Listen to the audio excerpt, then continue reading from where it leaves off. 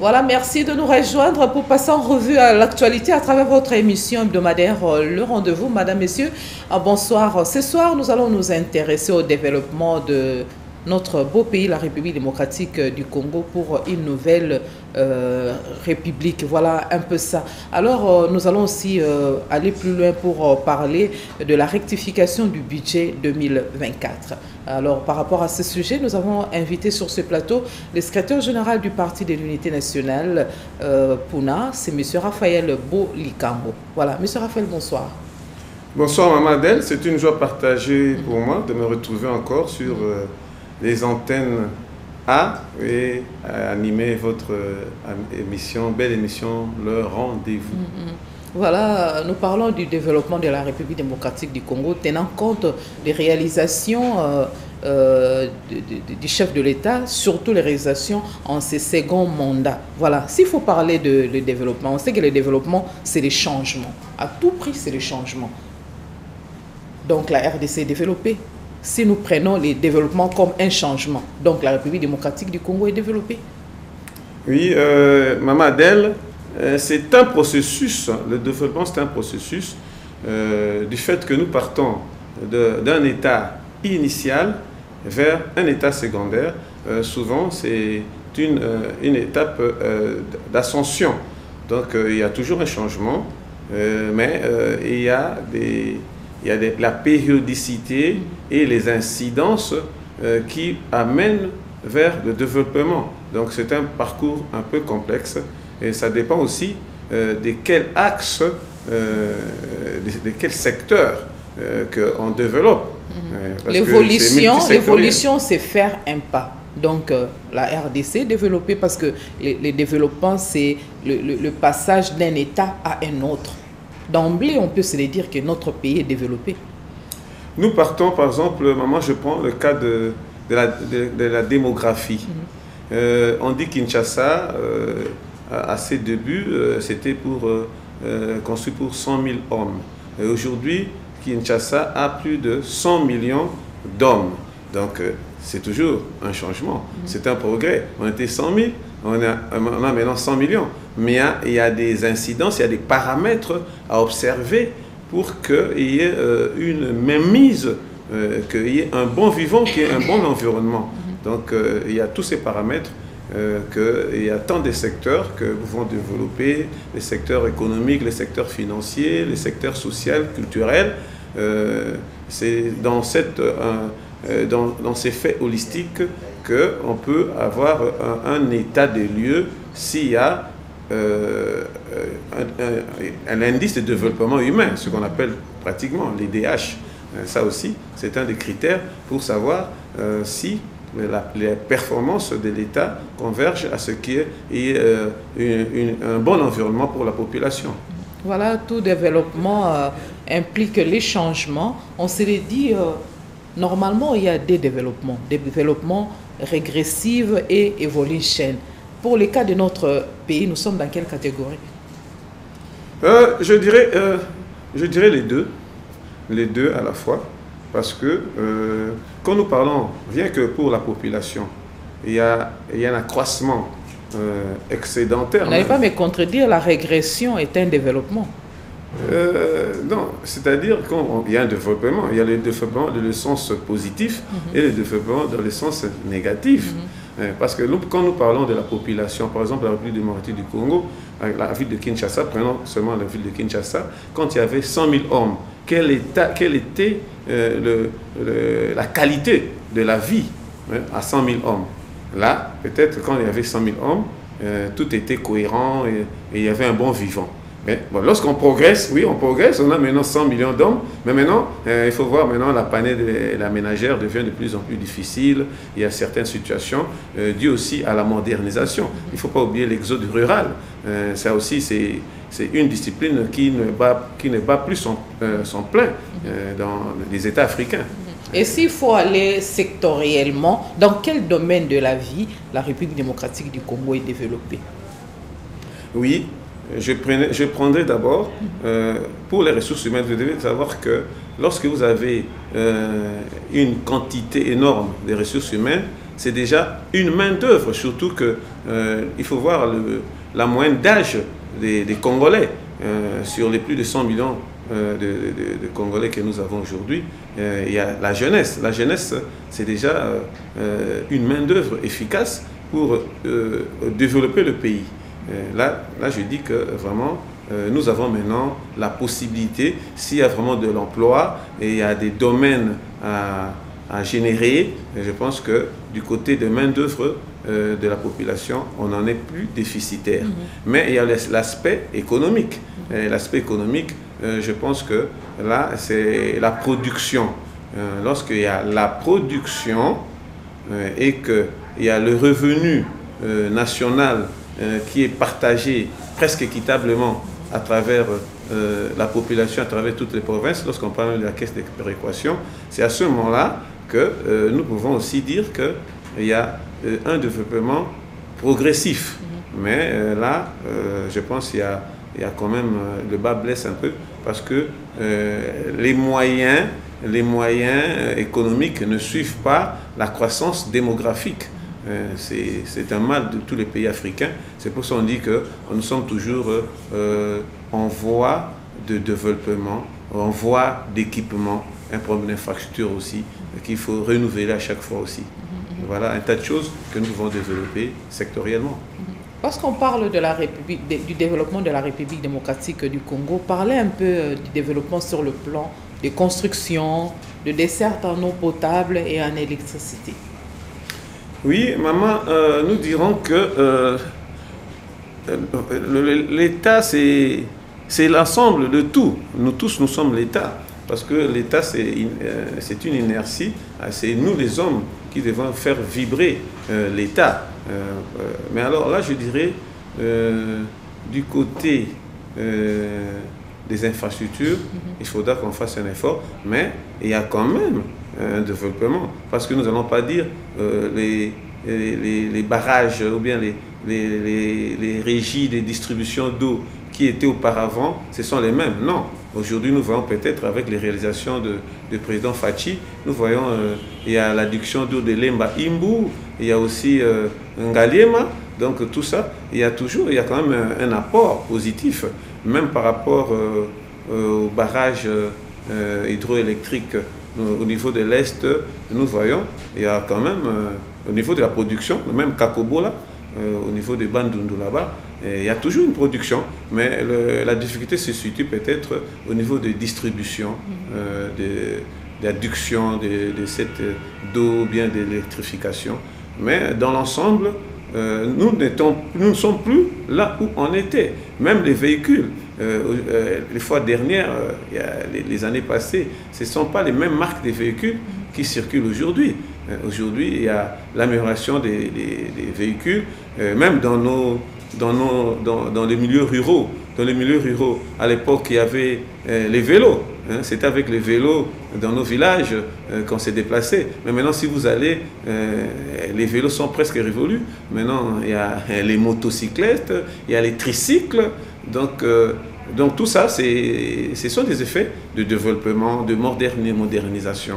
Nous ne sommes plus archaïques, mais nous essayons toujours d'être de Donc, nous en quelque moderniser. sorte, le pays connaît de petits changements. Oui, madame. Même dans nos habillements, ça se voit. Nous ne mettons plus le raffia, nous ne sommes plus à demi nus. Donc voilà. Et même au niveau des valeurs intellectuelles, aujourd'hui, nous rencontrons beaucoup d'intellectuels. Vous, les mamans, vous avez maintenant des valeurs intrinsèques au niveau de la société. Donc, ce n'est plus à l'époque où on disait que vous, les mamans, vous devez nécessairement être ménagères. Mais aujourd'hui, tout ça, c'est un changement. Parce que, en commençant même par le Marshal Mobutu qui disait « Otumoli Mobutu, Otumoli Bamama ». Et aujourd'hui, on parle de la masculinité positive. Nous avons une première ministre. Donc, vous voyez, donc tout ça, ce sont des rubriques qui sont des signaux forts par rapport qu'il y a un développement. Voilà, selon la majorité au pouvoir, le pays est mourant. Pourquoi? Parce que 32 ans perdus de Mobutu, 18 ans de Kabila, ça fait 50 ans perdu. Alors, le chef de l'État Félix est en son second mandat. Comment faire pour arriver à avoir une nouvelle république? Maman Adèle... Oui, il fait beau vivre, que la population puisse vivre en toute quiétude, manger à sa faim, surtout commencer par là. Madame, nous n'avons qu'une seule république, notre patrie, la République démocratique du Congo, mais ce sont des défis majeurs que le gouvernement est appelé à relever à chaque république. Parce que là, quand vous parlez qu'il faut manger à sa faim, mais pour manger à sa faim, il faut produire. Est-ce que le Congolais, dans son fort intérieur, est-ce qu'il est habité par l'esprit de production, l'esprit de tenir la terre, de l'agriculture, hein? Ce n'est pas en nous cantonnant vers les jeux d'hasard que je vois là, les winners, excusez-moi, que le pays va se développer. Il faut que le gouvernement oriente la population vers une marche productive dans des domaines engagés où il a des répondants au niveau des investisseurs. Nous avons les cas des usines. Il y a les usines, des cimenteries, parce que nous avons les gypses au niveau du Congo central, presque dans d'autres provinces. Il y a des sucreries. Donc ça dit qu'il faut un peu essayer de faire une émulation, de réhabiliter certaines activités agro-pastorales. Je pense qu'à ce moment-là, on va un peu essayer de réduire la famine. Donc il faut relancer la production agro-pastorale et aussi voir certaines infrastructures de base qui peuvent servir de levier pour essayer de relancer l'économie de la République. Les chantiers prioritaires, n'est-ce pas qu'il faut marteler là-dessus, faire le nécessaire, que le travail se fasse sentir simultanément au niveau des chantiers prioritaires. Là, je vois, parlons un peu de l'éducation classique, en termes d'éthique, éducation professionnelle, on voit les métiers et consorts. Est-ce qu'il n'y a pas moyen que tout s'exécute rapidement? Oui, maman, je pense au niveau du gouvernement, il y a même la scission de certains ministères. Il y a le ministère de la formation professionnelle. Je pense qu'il faudra que le ministère de la formation professionnelle ait les moyens et qu'on accrédite beaucoup de ressources au niveau du ministère de la formation professionnelle, parce que là, il y a l'art et les métiers. Vous voyez, à ce moment-là, on a cessé de le dire ici dans les émissions précédentes, qu'il faut qu'on cesse aussi d'abuser de la jeunesse au niveau des facultés trop théoriques. Parce que quand vous allez, tout le monde veut faire les sciences politiques administratives, tout le monde veut aller faire le droit, et dans l'ensemble, et en fin de compte, il n'y a pas vraiment du boulot pour ces domaines-là, parce que il faut les caser où? Au niveau de l'État, au niveau des privés, c'est un peu difficile, mais lorsqu'on oriente les gens vers les universités, des instituts supérieurs d'art et métiers, là nous orientons les jeunes vers la profession. Et vous savez, à ce moment-là, que la République démocratique du Congo, on a besoin des agronomes, on a besoin des menuisiers, on a besoin des maçons, on a besoin des instituteurs, bien sûr aussi. Alors, quand vous revenez sur le cas de l'éducation, là, nous devons un peu marteler. Nous félicitons le chef de l'État, Félix-Antoine Tshisekedi, parce que la gratuité de l'enseignement est effective jusqu'en 8e. Mais seulement, il faudra qu'il y ait un enseignement de bonne qualité. À cela, je pense que c'est en voie, mais il faut que le gouvernement souminois tienne l'œil, ouvre l'œil le bon, parce qu'il faudra voir les conditions salariales des enseignants. Et puis, il faut voir aussi les infrastructures. Nous voyons qu'il y a dans le cadre de PEDEL des 145 territoires, il y a la construction, des réhabilitations, des infrastructures scolaires. Mais je pense qu'il faudra que cela soit effectif dans matière d'éducation. Mais quand même là, nous félicitons le chef de l'État, parce qu'il y a quand même, les parents sont un peu déchargés par rapport aux 8 années des primaires. Mais et aussi, nous pouvons aussi parler de la santé. De la santé aussi. Nous voulons dire, nous appuyons aussi le chef de l'État, nous félicitons, parce qu'il y a la gratuité de la maternité qui est devenue presque effective. Mais évidemment, il faudra aussi, il faudra aussi gérer la croissance, les naissances. Il ne faudra pas que comme il y a gratuité des maternités et que maintenant tout le monde doit avoir un casier de 12 bouteilles d'enfants. Non, il faudra aussi limiter. Même en Chine, il y a l'opération croissance zéro. Là aussi, selon, je pense... Monsieur Raphaël Bolikango, selon les propos de Marie-Josée Ifoku, candidate à la présidence de la République, oui, les élections de 2023 et 2018, il y a le plus grand chantier, c'est l'homme congolais. Il y a un travail de titan à faire au niveau de tous les Congolais. Si possible, faire travailler les Congolais à 360 degrés pour avoir une nouvelle classe politique. C'est vrai, ça va se passer comment? Pour réussir à tout prix? Non.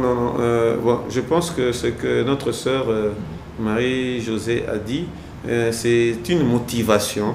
C'est une motivation, mais dans la faisabilité de fait, nous ne pouvons pas aller à 360 degrés. Là, c'est toute une circonférence.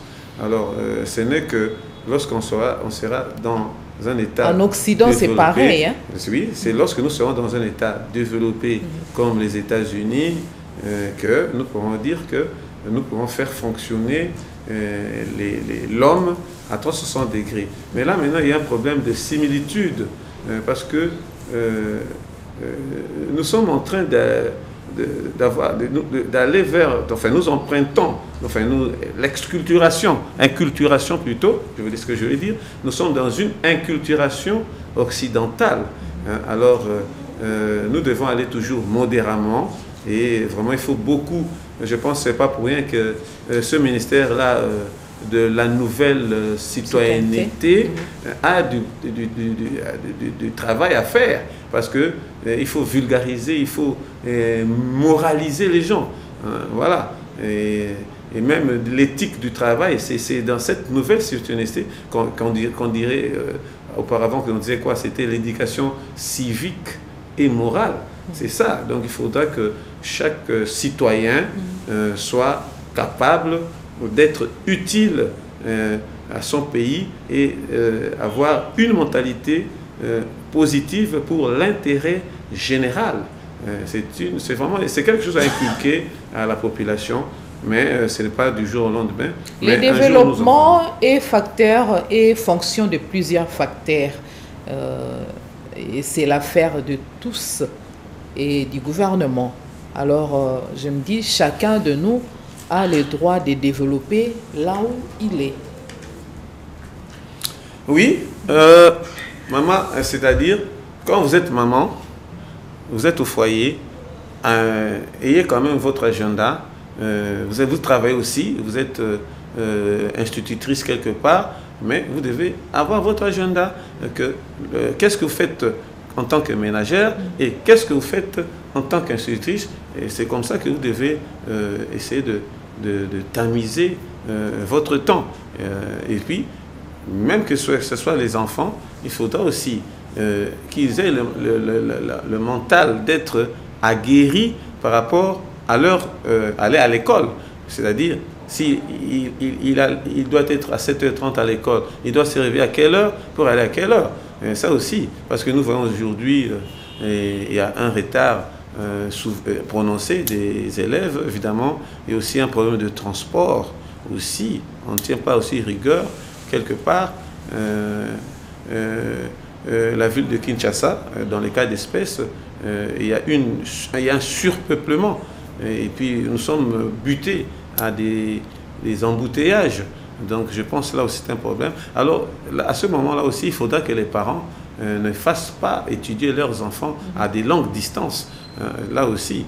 Pour combattre le développement régressif en République démocratique du Congo, n'est-ce pas, il faut aussi à tout prix assainir le climat des affaires? Si oui, comment? Oui, assainir le climat des affaires, je pense que pour assainir le climat des affaires, ça d'abord, c'est la charge de l'État. La charge de l'État qui doit réguler, le fonctionnement, ou pour dire quoi, les modalités des opérateurs économiques. Il faut les orienter. Et je pense qu'il y a l'OHADA, la loi sur l'OHADA qui est là, qui est un thermomètre pour les affaires, la réglementation des affaires. Mais c'est un problème de l'État d'abord. C'est le gouvernement central qui doit donner un plan, comme il l'a fait. Il y a un plan d'engagement, il y a un plan où il y a un plan directeur, où il y a les engagements majeurs, où il y a les 6 piliers. C'est lorsqu'on met ça en musique et que parmi les piliers, on parle de l'accès aux services de base, la bonne conditionnalité des forces de police et de sécurité des FARDC. Et à toutes ces contingences-là, il y a aussi la qualité et les conditions salariales aussi, pour que quand vous êtes bien payé, vous avez un salaire qui tient les deux bouts du mois, vous allez avoir une certaine volonté. Mais maintenant, il y a quand même un désengagement prononcé dans les milieux de l'administration publique, parce que le fonctionnaire est buté à des difficultés de nouer les deux bouts du mois.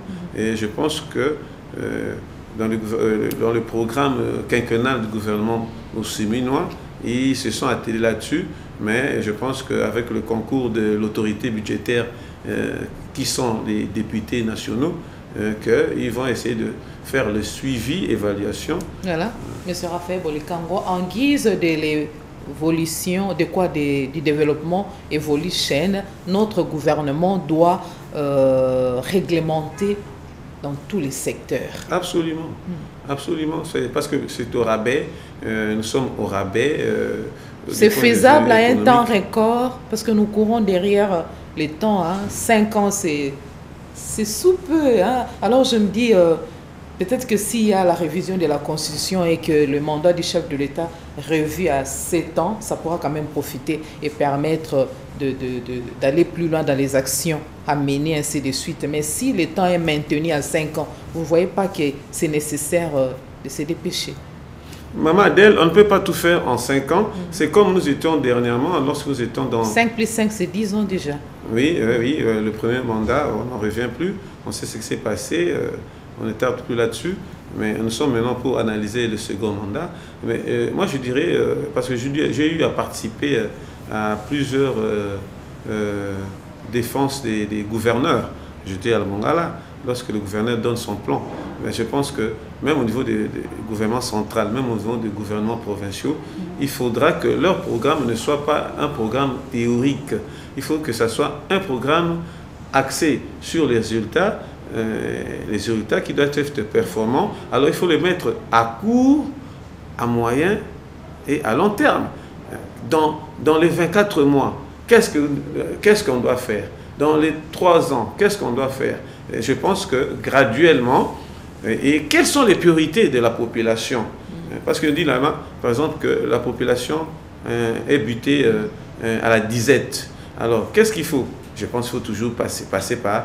Qu'est-ce qu'il faut pour relancer la production agricole? Qu'est-ce qu'il faut pour réhabiliter les plantations, l'élevage, tout ça là? En gros, c'est les concrets que les Congolais veulent. Oui, oui, parce que quand il y a ces infrastructures-là, ça va lutter contre le chômage et ça va comprendre beaucoup de la masse laborieuse pour accomplir un travail et être utile. C'est-à-dire on doit aller vers le travail qui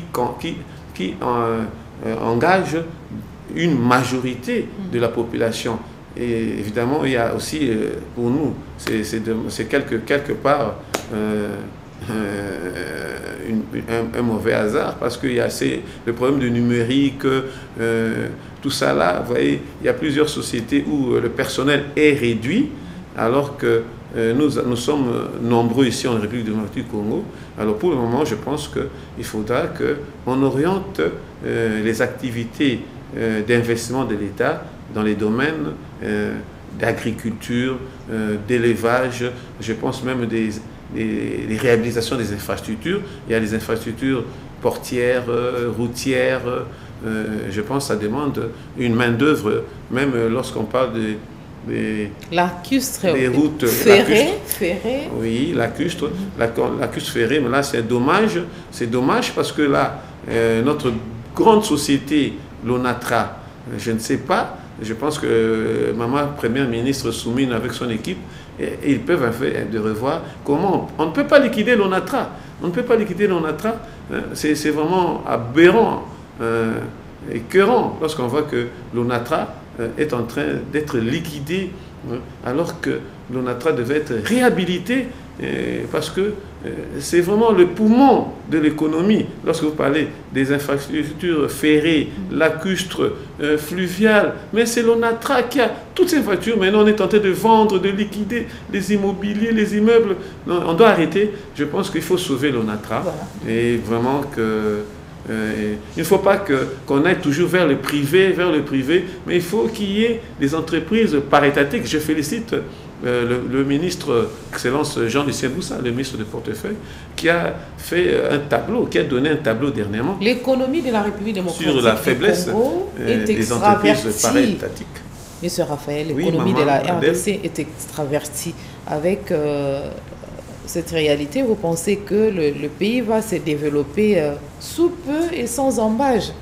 Ce ne sont pas des contraintes qui enfreignent le développement sans condition de notre pays.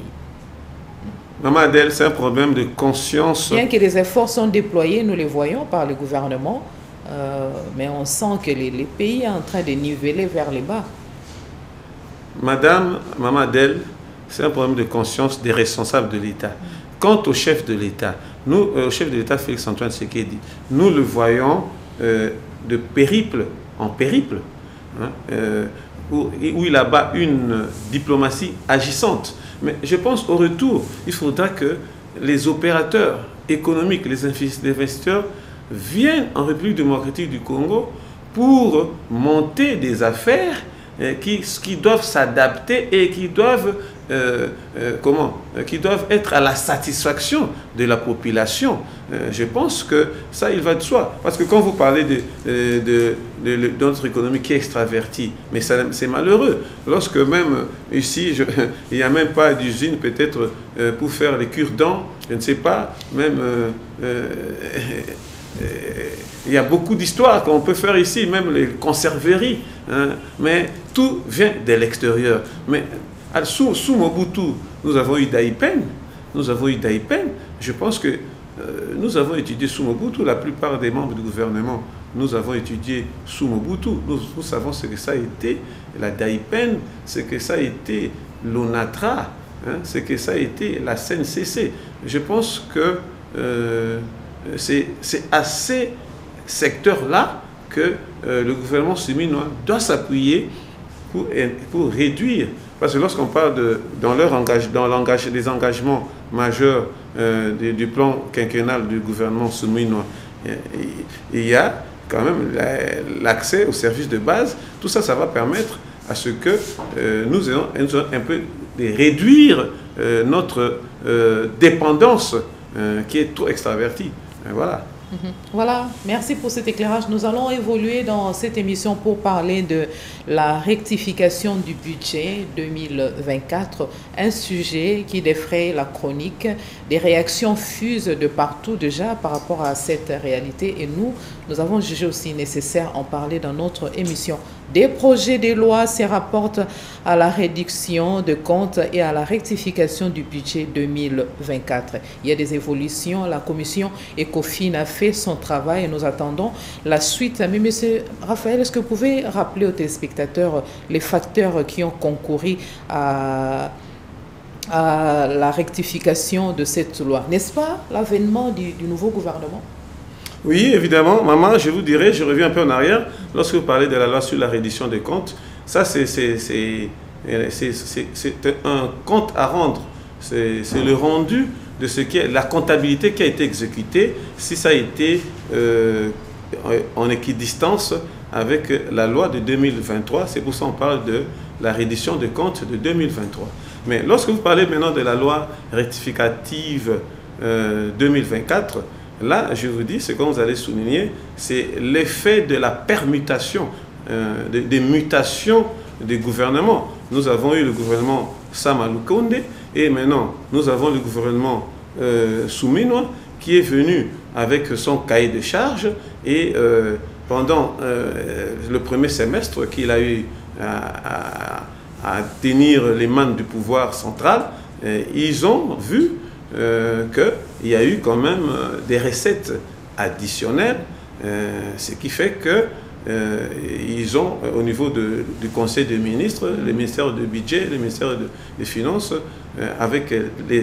en réunion avec tous les services générateurs de recettes, ont constaté qu'il y a eu des recettes additionnelles. Voilà. C'est ainsi qu'on devait les intégrer dans l'applicabilité de la loi 2024. Vous devez comprendre, quand on parle de loi des finances, quand on parle de la loi des finances, c'est-à-dire les recettes et les dépenses. Voilà. Si nous comprenons tous bien, bientôt, une loi budgétaire rectificative 2024 sera au bureau, au bureau plutôt de la Chambre basse du Parlement. Mais en guise de faire comprendre, nous et ceux qui nous suivent à la maison, qu'est-ce qu'une loi rectificative? Oui, maman, c'est comme je vous disais, que la loi rectificative des finances, c'est une loi des finances qui a des apports, soit positifs, ou qu'on parle additionnels, soit négatifs, soustractifs.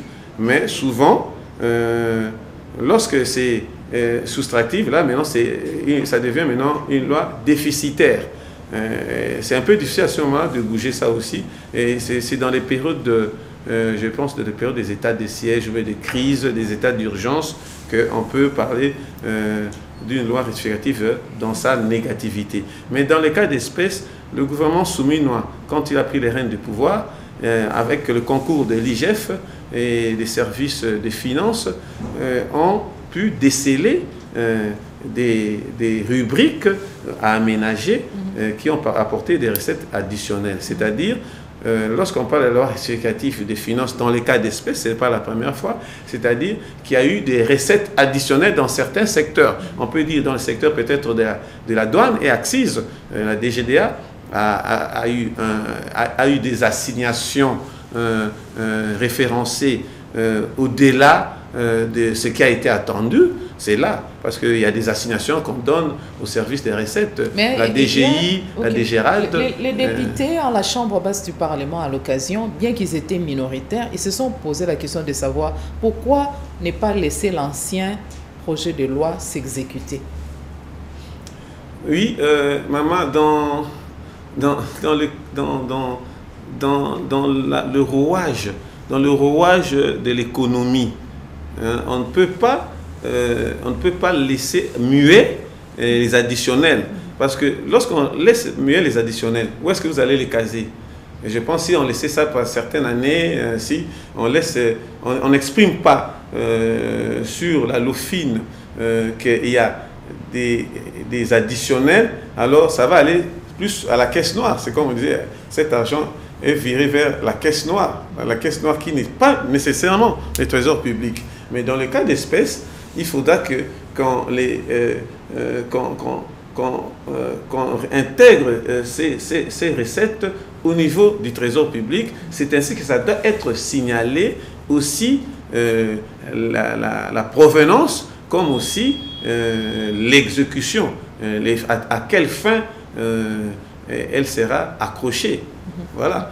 Donc, quand on parle de l'art rectificatif, donc c'est dans ce sens-là, mais quelque part, il faut dire que l'effet de l'additionnalité de la loi de finances de 2024 est déjà sur terrain. Là, c'est seulement un problème. Vous pouvez rappeler le montant du budget 2024? Au début, avec Sama Lukonde, c'était 16 milliards.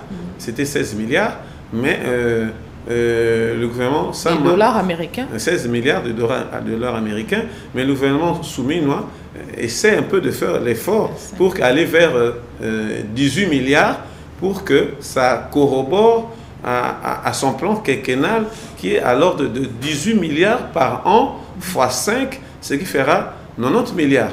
Mais bon, j'ai dû suivre qu'ils sont à 17 quelques milliards, mais je pense qu'ils vont chercher des débouchés pour colmater les brèches pour atteindre les 18 milliards. Et l'application sera linéaire au niveau de ministère, vous trouvez? Non, bon, disons que... Diminution de leur budget, de fonctionnement des ministères et des institutions. Oh non, bien au contraire, les besoins sont augmentants. Hein, parce que il y a cette marge d'abord de la population qui s'agrandit. Le budget, n'est-ce pas que ça profite à la population congolaise? Mais normalement, parce que le budget... alors, il faut boucher les trous pour que ces budgets profitent dans son ensemble aux besoins cruciaux de toute la population. Oui, ça c'est une évidence. C'est dans l'orientation que cela s'applique. Mais là maintenant, dans le cas des recettes, nous avons peut-être, pour nous ici, le commun des mortels, nous savons que les premières recettes de la République, c'est dans les mines. Dans les mines, vous savez que quand, je vous dirais même lorsqu'on parle de la rectification du budget, cette recette-là, d'où ça provient? Ça provient de l'exploitation des mines. Vous savez qu'avec le cobalt, le coltan, il y a une gestation au niveau du prix de la mercuriale. Donc c'est au niveau des mines que nous essayons un peu de relancer notre appui budgétaire. Voilà. À l'aube du second mandat de Fachi, de Félix Antoine Tshisekedi, où je ne sais pas, il a déjà franchi la moitié du second mandat, pas encore, les voix des opposants s'élèvent déjà. Il y a l'opposant Martin Fayulu qui a clamé haut et fort au dialogue, que les parties prenantes se mettent ensemble pour voir comment empêcher les glissements, résoudre la crise politique et consort. Mais c'est comme si sa proposition était rejetée, refusée. Maman Adèle, vous savez qu'en République démocratique du Congo, la loi portant sur le fonctionnement de l'opposition politique est à juste titre exécutoire. Nous n'empêchons personne, nous pouvons empêcher personne, opposant soit-il, d'agir d'une manière pacifique et de s'exprimer. Moi je dis qu'il est libre de s'exprimer, c'est un avis que quant à la majorité du pouvoir, de savoir comment peindre ou dépeindre cet aspect, ces expressions de Martin Fayulu, qui est un Congolais, qui est un patriote congolais. Voilà.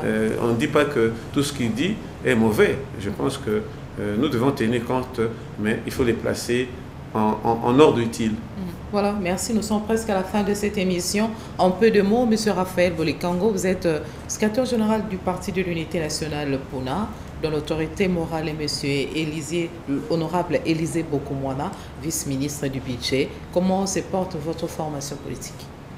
Oui, madame, notre parti politique, le PUNA, membre des forces politiques alliées à l'UDPS Tshisekedi, est en forme du fait que... Vous êtes secrétaire permanent? Oui, je suis secrétaire permanent des forces politiques alliées à l'UDPS et secrétaire général du Parti de l'Unité nationale, PUNA, dont le président, l'autorité morale, Élisée Bokoumwana Maposo. Mais je dirais que par rapport à notre parti, nous sommes en train d'analyser aussi. Les élections sont passées. Vous n'êtes pas buté à des problèmes du genre, des divergences de vues? Vous ne parlez pas les mêmes langages? Ça se sent au sein de l'Union sacrée et au niveau des plateformes proches à l'UDPS, alliées à l'UDPS, voilà. Oui, maman, s'il y a des problèmes au niveau de notre parti mère, l'UDPS, c'est un problème de cuisine interne aussi, parce que le regroupement, c'est une association limitée, mais les partis politiques a toute sa personnalité juridique d'agir. Alors, l'UDPS a pas sa personnalité juridique. S'il y a des cuisines internes, nous pouvons aussi avoir un regard perçant. Et aussi, au niveau de nos partis, nous avons nos problèmes aussi internes. Le PUNA, ses problèmes internes. Nous sommes aussi en train de voir comment la marche de la République est en train d'aller. Et aussi que nous avons aussi pignon sur rue sur certaines provinces. Nous devons impacter dans les provinces où nous avons pignon sur rue, où nous avons des députés provinciaux. Je me vois dans l'obligation de vous interrompre parce qu'on a épuisé toutes les minutes imparties à cette émission. Non, oui, bien sûr. Vous avez des secondes pour message chute. Oui, mais message chute, je félicite encore pour la seconde fois le coach des Léopards, M. Desabres.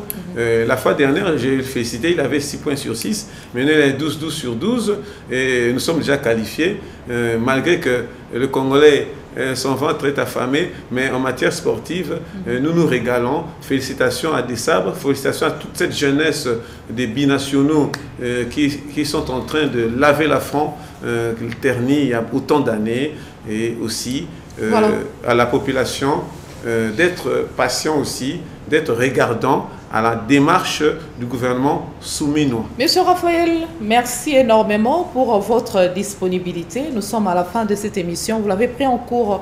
La rediffusion, c'est le samedi à 13h, heure de Kinshasa. Merci à la chaîne de référence pour ce programme. Merci aux preneurs de vue et merci à vous, fidèles téléspectateurs, de nous avoir suivis avec attention et intérêt.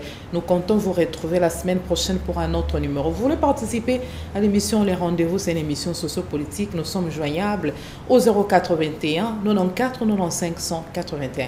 Une très belle soirée à tous et chacun.